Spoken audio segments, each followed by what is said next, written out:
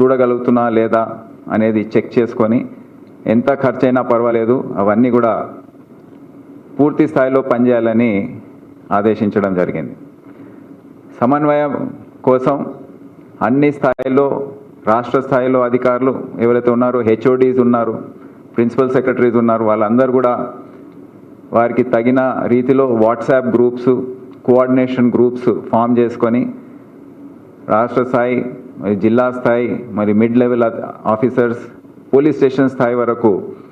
ఈ WhatsApp groups కానివ్వండి, వేరే కోఆర్డినేషన్ గ్రూప్స్ ఏవైతే ఉంటాయో అన్నీ కూడా పెట్టుకొని పూర్తి సమన్వయంతో అందరూ పనిచేయాలని, ప్లస్ ఒకరి ఏదైనా ఆలోచన వస్తే అది తక్షణమే ఈ గ్రూప్స్లో అందరితో షేర్ చేసుకొని అందరూ ఒక కోఆర్డినేటెడ్ రీతిలో ఈ చర్యలు తీసుకోవాలని చెప్పడం జరిగింది. అదే కాకుండా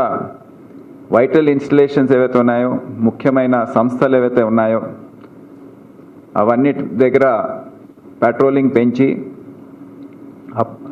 భద్రత చర్యలు ఏవైతే ఉన్నాయో అవి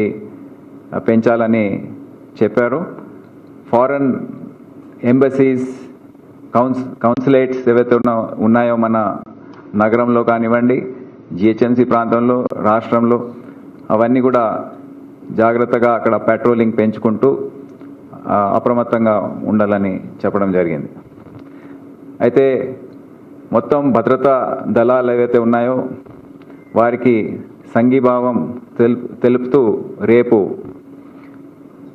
ఒక ర్యాలీని ఏర్పాటు చేయాలని నిర్ణయించడం